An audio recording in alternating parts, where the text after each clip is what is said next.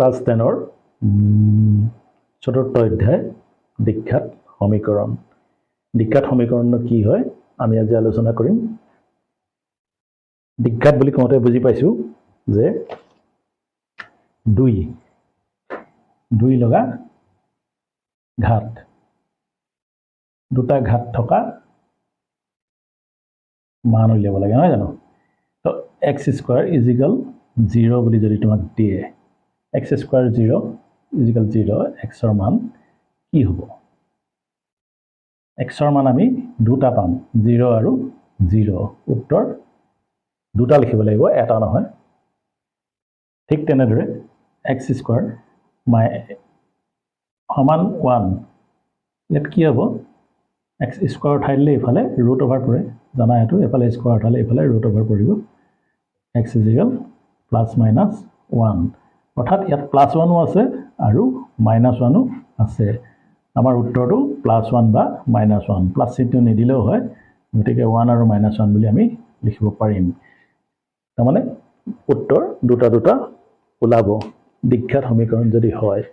আৰু কিবা কাৰণত যদি সমীকৰণটোত গৈ x² নাথাকে, তেতিয়াহ'লে সি দীক্ষাত সমীকৰণ নহয়।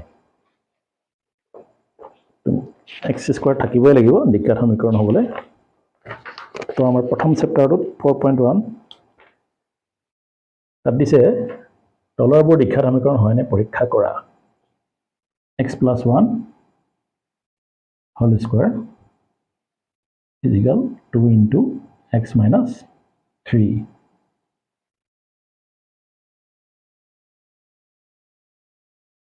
এইটো a + b whole square সূত্ৰত আছে।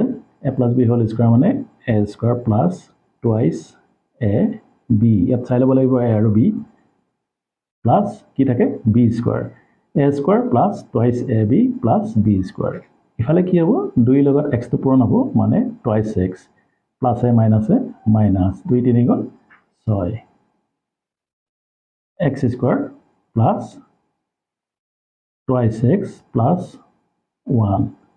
মই এইটোক লৈ আহিম, -2x + 6 = 0 কৰি দিলোঁ।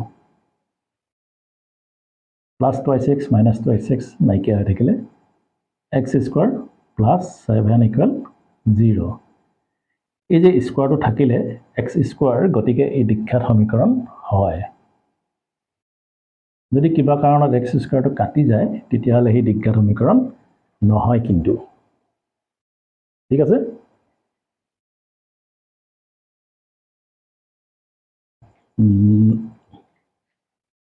দুই নম্বৰটোলৈ যাওঁ। 2 নম্বৰটোত কৈছিলে x² - 2x সমান -2 3 - x। x² - 2x 2 × 3 = 6, মাইনাছে প্লাছে মাইনাছ, এইফালে চাবা মাইনাছে মাইনাছে প্লাছ 2 আৰু x 2x।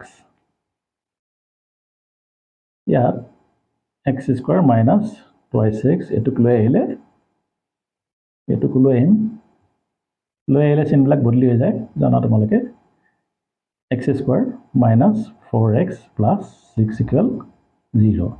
এই যে x² থাকিলে এইটো দীক্ষাত সমীকৰণ হয়। ঠিক আছে? হয়তো বুজি পাইছা?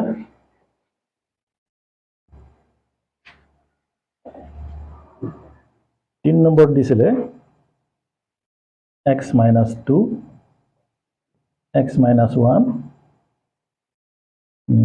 x + 1 দিছিলে সমান x - 1 আৰু x + 3। ঠিকে আছে? আমি এনেকৈ থাকিলে কেনেকৈ পূৰণ কৰোঁ? প্ৰথম এইটো কৰিব লাগে ন, x², তাৰপিছত এইটো কৰোঁ, প্লাছে প্লাছে প্লাছ x আৰু 1 x,